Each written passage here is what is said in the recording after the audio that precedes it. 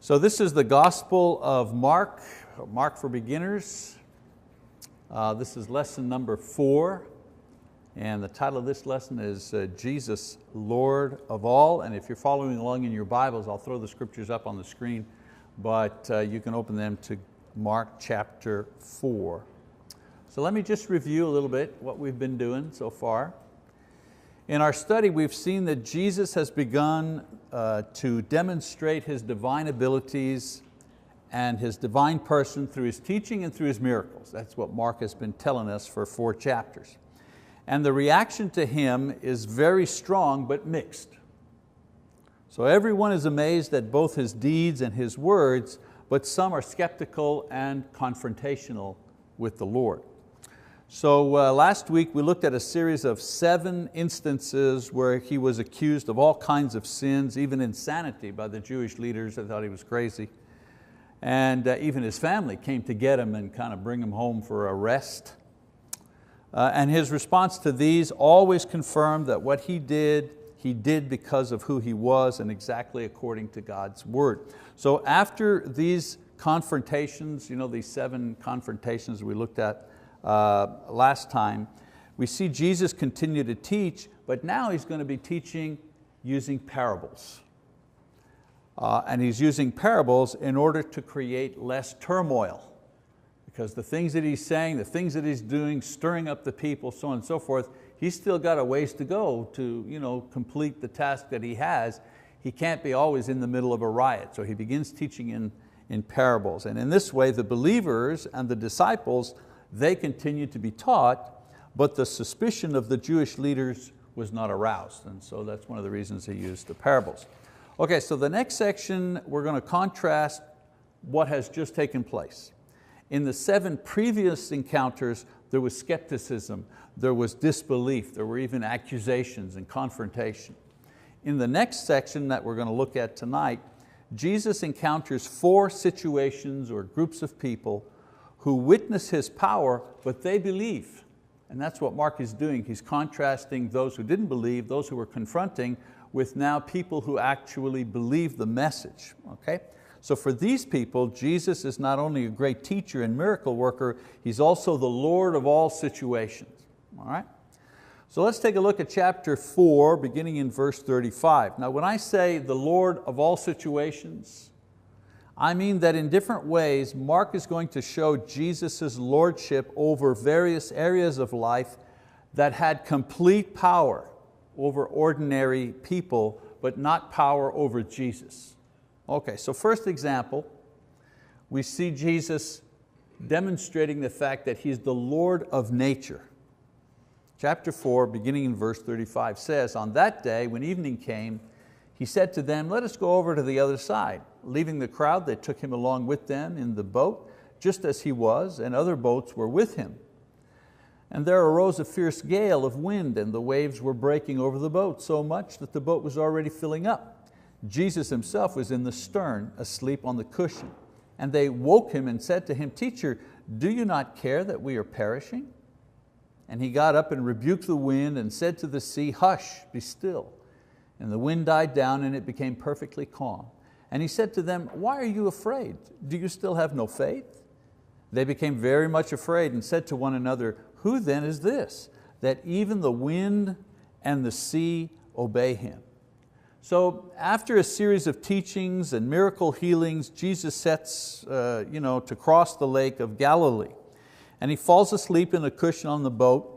He's tired from His work, obviously. We forget, He's the Son of God, but He's still within a human body. And so He's had a pretty difficult day. So a storm comes up that threatens to sink the boat. Now it must have been a fierce storm because they were afraid, and most of them were fishermen. So they weren't not used to being in waves and storms. So it really was a threatening storm. Now they don't wake Him up right away, and then they don't wake Him up to ask Him for help. They wake Him up because He's sleeping through it all, and they think they're about to die. So they figure, maybe we ought to wake Him up, before we die. So upon awakening, He calms the sea with only a word. He rebukes them for being afraid and having no faith. And their response was they were awestruck. Today we use the word awesome. Wow, that's awesome pizza. This is awesome, that someone says to the wind, be still, that someone says to the waves, be calm, and they obey His command. Now that's awesome. So they were awestruck. They had no power over the storm. They were completely at the mercy of the storm, and Jesus shows by this miracle that He had authority over the natural elements. So with one story, well, not a story, but recounting the events, Mark demonstrates now that Jesus has power over the natural phenomenon, wind, rain, storm. So who is the only person that has power over nature? Well, only God controls nature. And remember, He didn't predict that it would rain. It wasn't a prediction of rain. It wasn't a weather report. And He didn't explain what was going on. He actually controlled it at His will. And so with this episode, Mark kind of puts before his readers the fact that Jesus is Lord over nature. Okay, episode 2. Demonstrates that Jesus now is Lord over the spirit world. No use paraphrasing. The story is right there, we might as well read it. It says, they came to the other side of the sea, into the country of the Gerasenes, and when he got out of the boat, immediately a man from the tombs with an unclean spirit met him, and he had his dwelling among the tombs, and no one was able to bind him anymore, even with a chain, because he had often been bound with shackles and chains, and the chains had been torn apart by him, and the shackles broken in pieces, and no one was strong enough to subdue him. Constantly, night and day, he was screaming among the tombs and in the mountains and gashing himself with stones. Seeing Jesus from a distance, he ran up and bowed down before him, and shouting with a loud voice, he said, "What business do we have with each other, Jesus, Son of the Most High God? I implore you by God, do not torment me." For he had been saying to him, "Come out of the man, you unclean spirit." And he was asking him, "What is your name?" And he said to him, "My name is Legion, for we are many." And he began to implore him earnestly not to send them out of the country. Now there was a large herd of swine feeding nearby on the mountain. The demons implored him, saying, "Send us into the swine so that we may enter them." Jesus gave them permission, and coming out, the unclean spirits entered the swine, and the herd rushed down the steep bank into the sea, about 2,000 of them, and they were drowned in the sea. Their herdsmen ran away and reported it in the city and in the country, and the people came to see what it was that had happened. They came to Jesus and observed the man who had been demon-possessed sitting down, clothed and in his right mind, the very man who had the legion, and they became frightened. Those who had seen it described to them how it had happened to the demon-possessed man and all about the swine, and they began to implore him to leave their region. As he was getting into the boat, the man who had been demon-possessed was imploring him that he might accompany him. And he did not let him, but he said to him, "Go home to your people and report to them what great things the Lord has done for you, and how He had mercy on you."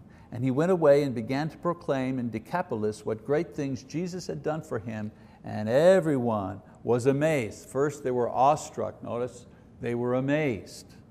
So immediately after this, the story tells us, they reached the other side, they're confronted by a man possessed by an unclean spirit. Now Jesus had done this before, He had cast out spirits before, but some were unimpressed because there were demon possession cases that were handled by the priests at that time. The priests also were dealing with these things. So when Jesus did it, it was like, okay, we've seen this before, you can do this too. This time, however, Mark describes a man possessed by many demons, legion, many demons, and who could not be cured by anyone or restrained by anyone. That's why he gives a big description of this person here. No one could handle this guy. Again, Jesus cures him with simply a word, and the demons are cast out. Now, this particular healing had some interesting features. First of all, he has dialogue with the demons, something that doesn't normally happen. And probably to demonstrate to the man and his disciples that he knew what the problem was and yet was still without fear.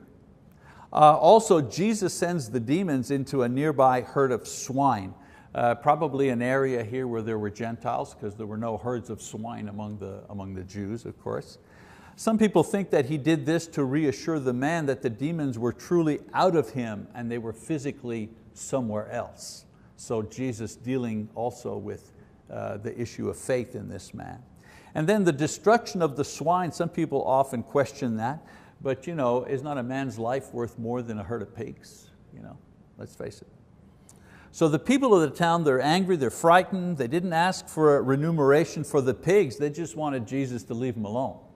Again, they couldn't get past the destruction of the animals to see what had really happened. Okay? So the man is completely sane, dressed, at peace after years of insanity and torment. And then Jesus leaves the man, and the man wants to come with him. Hey, let me follow you. So Jesus said, no, go back to where you come from, Decapolis, meaning the 10 cities, Deca, 10. Go back to the region where you come from and tell them, publish the news, tell them what has happened. I want to make a little parenthetical statement here, something that we don't do a lot. A lot of times we're sharing with someone and we immediately want to teach them the Bible. Do you have a Bible? Open your Bible, let me show you. Let me explain to you what baptism is, or let me do this. The most powerful thing to begin with, I always encourage people, is your own personal witness. And in the churches of Christ, sometimes we don't think about that. We don't, that's not our go-to position, and yet our personal witness is the most powerful teaching tool that we have. Not all of us are able to teach, maybe that's not in our skill set. We might know the material, we might understand the Bible, but transferring that information to someone else may not be easy for us. But telling our own story, and our own story is always true, it's always relevant, even if it happened 30 years ago. It's always relevant to you because it's something that happened to you. And so this is what Jesus does with this person. He didn't know anything about John the Baptist. He didn't know anything about, there's nothing in here about the Messiah, that Jesus was the Messiah, nothing. He just said, go home and tell your people what happened to you. And we'll see that later on. So we'll see the result of that later on. So Jesus leaves, and the man goes his way to the 10 cities. And a little later on, Jesus is going to come back to this area, and He will do great miracles, and He'll have great success, largely due to the fact that the man went back to his area and told people what happened. So when Jesus came back another time in that area, there were tremendous crowds that greeted Him. So Jesus, after demonstrating that He had power over the natural world, shows that He also has power over the spiritual world. He overcomes nature in the outside world, He overcomes the demons in the inside world. So the reader is left with the conclusion, again, that only God has power over the deacons, yeah, I wish, over the demons. Only God has power over the demons, and he doesn't say it, right? He just lets you make that conclusion for yourself. Okay, so Lord over nature, Lord over spirits, third episode. Lord of illness. Lord of illness. I'm not going to read this section, just I think we're familiar with it. Mark intertwines here two stories, each of them showing Jesus' concern and His power over illness. At first, Jesus is confronted by a synagogue official, today it'd be a minister, whose daughter is ill to the point of death. He begs Jesus to come and heal her, and Jesus agrees.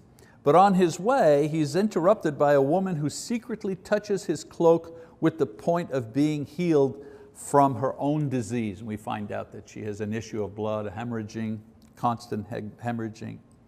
And so the crowd was pressing on him, and she reached through to touch his coat. She was immediately cured. She suffered from uterine bleeding, which did not stop. Her condition had bankrupted her with the doctors, and also did not permit her to attend services at the temple because at that time among the Jews, during a period of menstruation, a woman was considered, quote, unclean. So she had to wait a certain number of days and go through a certain purification ritual before joining again the public assembly.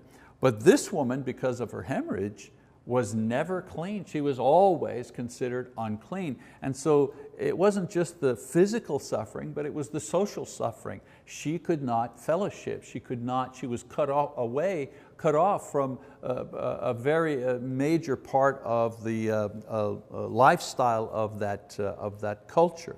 So the woman is immediately healed, but Jesus forces her to acknowledge her illness and what she had done and the results. And the reason was to publicly declare the miracle and also to verify that she was now healed and could return to worship in the temple. If she would have just stolen away, there'd be no public record of what had taken place. So Jesus forces her to do that.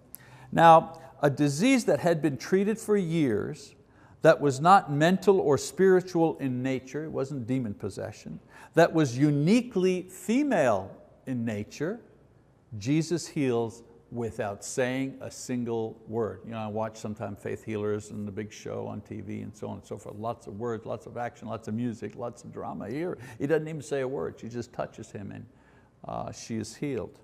So Jesus is not only Lord over illness, but His lordship is expressed by His mere presence.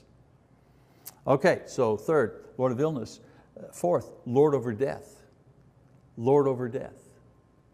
It says, while He was still speaking, they came from the house of the synagogue officials saying, your daughter has died, why trouble the teacher anymore?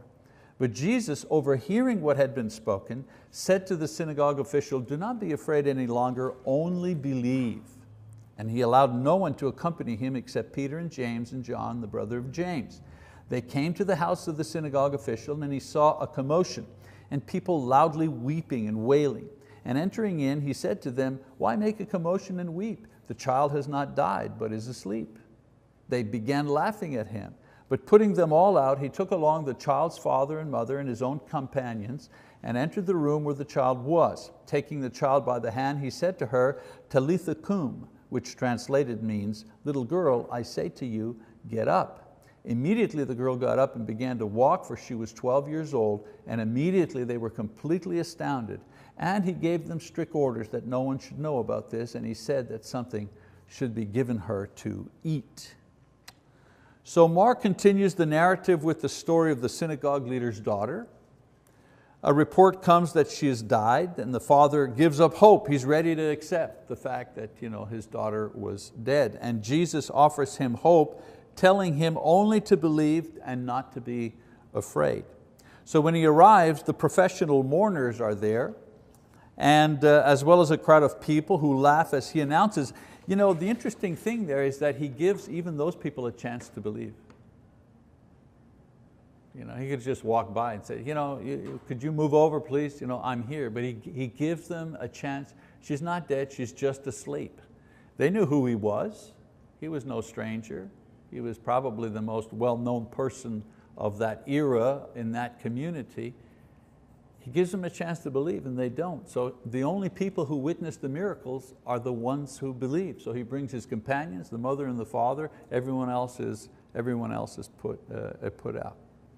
So again, Mark demonstrates Jesus' lordship over another impossible enemy of man, and that's death itself. Because all these things he's Lord over that Mark selects to recount are all things that man has absolutely no power over.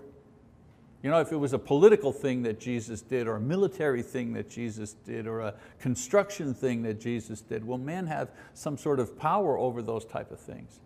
But nature, demons, illness, death, no, we have no power over those things, 100%.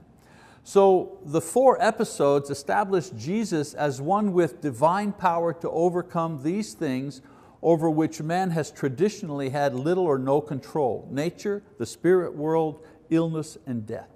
And so the conclusion is left, that's given to the reader, is that only God can have and demonstrate this kind of power. Therefore, you got to make it up in your own mind. Therefore, Jesus, if God, if only God controls these things, Jesus controls these things, therefore, well then Jesus must be God, right? Okay. All right, so now in chapter 6, Mark begins to describe the expansion of Jesus' ministry. So up until this time, he's describing incidents, isolated incidents, Jesus' preaching, His miracles, various reactions to that. With time, His ministry expands, and Mark describes this evolution as well as more reactions to Jesus' increasing fame. So now he talks about Jesus' hometown, how the ministry now is beginning to grow. Again, we're not going to read these here, I think you're familiar with them. The news and fame of His teaching and miracles reach His hometown before he does. He's been in the big city doing these things. So they're hearing about it back home. Their response, skepticism. And their skepticism is so provincial. I mean, their thinking is, how can somebody from this place do these kind of things? Maybe somebody from Jerusalem might do it, but from our little town? They even mention Jesus as the hometown carpenter's son and one of many in a local family. Jesus this time is the one who is amazed. Notice he always said the people were amazed, the people were in awe. Here it says, Mark says, Jesus was amazed. And what was He amazed at? Well, in the New Testament, Jesus only amazed at two things: great faith, lack of faith. The centurion, he was amazed at the faith of the centurion, who says, you don't have to come to my house, just say the word. And you remember that story? And it says Jesus was amazed at this centurion's faith, and he says it. I've not found faith like this anywhere in Israel, and people were not happy about that. And then here, he's amazed here. What is he amazed at? Well, he's amazed at their lack of faith after everything that he's done. So Jesus this time is the one who's amazed, but he continues to teach, nevertheless, in the synagogue. He was sent to preach the good news, and he does this without the accompanying miracles in his hometown.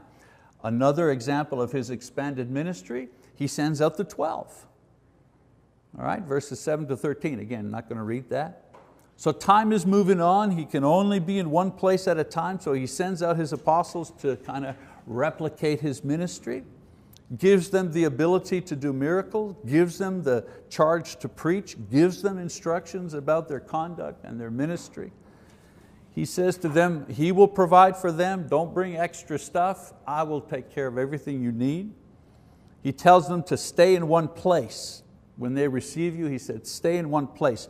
No begging from door to door. That's the idea. No going from door to door begging for food and money. When they receive you in one place, you stay there. If they don't receive you, shake off the dust, leave town, go to the next place. So this is an important phase of training for the future of their work that begins, that Mark describes here. Another example, Jesus and Herod. Very interesting relationship of these two. At this point, even though the people in Nazareth don't think this is a big deal, the people in Jerusalem, they're the ones that are amazed. So at this point, Jesus' fame reaches the top ruler in the area, and we get some background information about Herod. One of the few times that he does this in his gospel.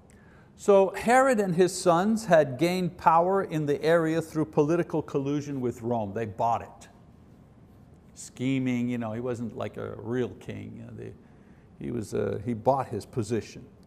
Now the Herod that Mark is talking about here was the son of the Herod who had killed the children in Bethlehem during Jesus' infancy. He had abandoned his wife and had eloped with Herodias, his brother's wife, who was, of course, she was already married at the time. So he went to Rome, saw her, eloped with her, came back with her. Okay. And he was also her half uncle. I don't know how that works, but it's pretty gamey. Okay, so today we say it's so wrong. So this was so wrong. It was wrong in every way possible. That's why when John the Baptist was saying you can't have her, your brother's wife, you can't have her. They understood. So John the Baptist denounced this union, and in so doing, he threatens Herodias' position as queen. Now Herod knew Jewish law and custom, and he understood John's preaching and John's meaning. So during a supper given in honor of his nobleman, Herod is tricked into promising Herod's daughter, or Herodias' daughter, a special favor. Again, a familiar story. She, manipulated by her mother, demands John the Baptist's execution, and in order not to lose face, we know that Herod has John the Baptist killed. So since this time, it seems that Herod has been consumed by guilt and anxiety. So when Jesus appears, Herod begins to believe that Jesus is the incarnation of John, a righteous man that he's killed. And this appearance now, he's come to haunt him, all right, superstitious man. So Mark uses this kind of flashback device to introduce an important character of that era and also to describe the circumstances that brought to an end the ministry of John the Baptist, who was an important character introduced earlier in his book. Remember I told you at the beginning, Mark, just give us the facts. It's like a postcard, it's like a snapshot, boom, but he doesn't waste a lot of time. So with this one story, he covers John the Baptist, why he's not there, why there is now this problem with Herod. Another thing, Jesus and his disciples. Matthew and John record long passages where Jesus is actually teaching his apostles. There's a lot of dialogue, a lot of questions, answers between them. That's in Matthew and John. Mark doesn't give long passages of sermons and exhortations. That's not him. He shows us Jesus teaching them by doing, by giving examples, by sending them out to do stuff and receiving their response. So we have examples of this from verses 30 to 56, some of the interaction between Jesus and his disciples, the ones that Mark mentions. First of all, there's the retreat in verses 30 to 32. They go out, they preach, they come back. Jesus tries to bring them away on a retreat, if you wish, to rest, refresh themselves. We do see, however, that they report everything that they did. So they begin with a retreat. Then there's the rally. What begins as a retreat ends as a rally as thousands gather together to hear Jesus. Listen, if you've got no doctor, if you've got no medicine, if you're dirt poor and you're sick and all of a sudden this person shows up and he's healing people and you hear that he's over here, you're going to be looking for that person. Exactly what happens. So Jesus' miracles and teachings and the recent preaching tour of the apostles has kind of stirred up the population to come and hear Jesus for themselves. Remember, the apostles aren't preaching themselves, they're talking about Jesus. So the people are motivated to see Him. So He is confined because of time and distance and because now Herod is stalking Him. So what's happening now is that instead of Him going to the crowds, now the crowds are coming to Him. So in this sense, we see Jesus feed the people in two ways. He feeds them spiritual food in a natural way by preaching, and then He feeds them physical food in a supernatural way by the miracle of the fish and the bread. So Jesus is giving His apostles an illustration of several important lessons here. First of all, humans have both physical and spiritual needs that they must satisfy as ministers. It's not all preaching and teaching. If you're a minister, there's a lot of what we call close-in work, counseling, encouragement, hospital visits, just that type of thing. And also Jesus is showing them that He can fulfill both needs. With Him, there's always more than enough. Without Him, there was only 5 loaves and 2 fish. With Him, enough food to feed 5,000 people. A great lesson, a great lesson. When we ourselves are beginning to doubt that we don't have the resources, emotional, physical, whatever, to do what we need to do. We need to kind of think about that. So they've just ministered, they've done miracles, and He reminds them that He's the source of these things, not they themselves. Then there's the walking on the water episode, 45 to 52, again, I'm not going to read it, demonstrates that they were slow learners. We know the story, sends them across the lake by themselves this time. Last time He was in the boat with them. They're having problems again with the storm and the boat. And what did they do? They didn't call on. First time He's in the boat, they still don't call on Him for help. Now he's not in the boat, they hit a storm, they still don't call on him. Slow learners. When they see him walking on water, they're afraid. I mean, they've just seen him cast demons out. He's just converted a couple of pieces of bread and fish for enough food to feed 5,000 people. He's healed people. He's raised people from the dead. And when they see him walking on water, this freaks them out. So they're slow. They're slow. So here they've witnessed miracles. They have themselves performed miracles. They've seen him exercise power over every natural and spiritual enemy. They've heard his teaching, but they still didn't understand the conclusion that this was pointing to. Not that he was a man who did miracles, but that he was the divine Son of God. So with him, everything was possible. So each one of these miracles and signs, however, were bringing them closer and closer and closer to realization. And then another episode of miracles. You notice what I'm doing here. I'm not just choosing random things. I'm starting in chapter 4 and we're just working our way verse by verse through the chapters, reading some, paraphrasing others. So more miracles. When they reach the other side of the lake, Mark describes almost in an offhand manner the many more miracles Jesus continued to do, even doing them without speaking. It's like an afterthought. Yeah, they went across and then more miracles. More, just another day at the office, more miracles. So just his presence now produces great healings. So the apostles gain interesting, this great display of power, and slowly they're becoming, they're coming around to the idea of who Jesus really was. Okay, so this will mark the beginning of the final time that Jesus will perform public miracles. In the next 2 chapters, there's going to be more confrontation and several other key miracles, but from here on in, he's going to begin to prepare his disciples to understand 2 great truths. Truth number 1, his true identity. All of these miracles, all of these teachings, all of this stuff is not there in a vacuum for itself. It's there to point to something. As a matter of fact, that's what miracles are, aren't they?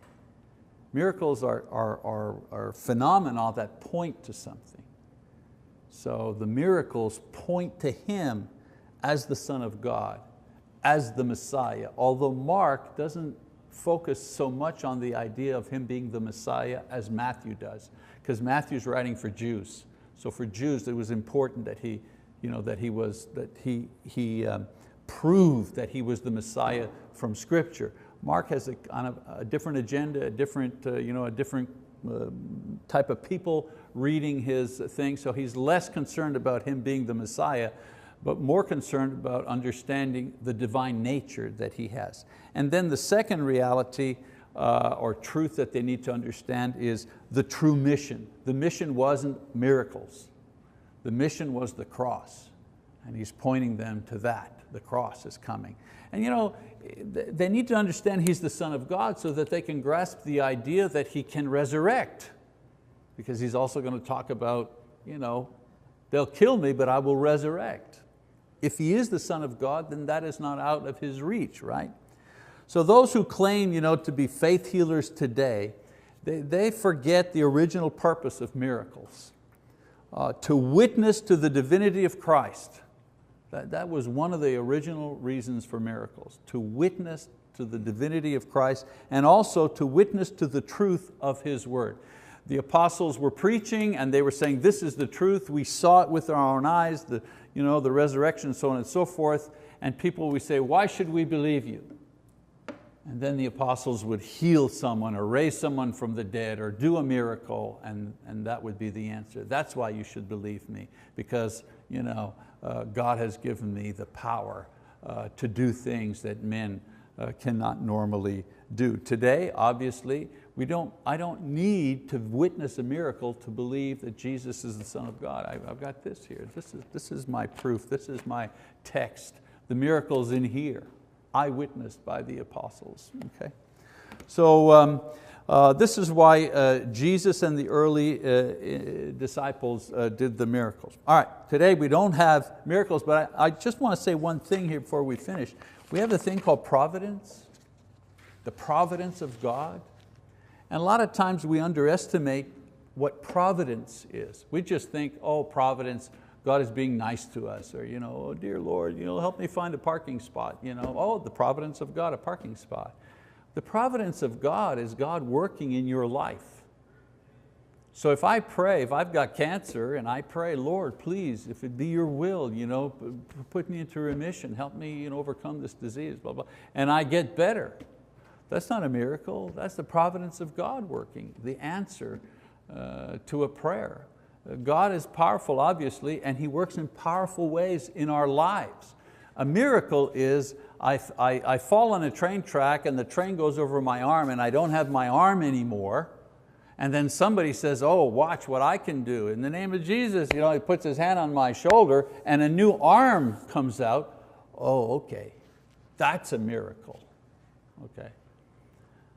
But that I had migraine headaches for 10 years and I prayed, Lord, please, please help me to find relief from these things. And somehow through finding the right medicine, more exercise, whatever, a change of attitude, or just God took them away from me.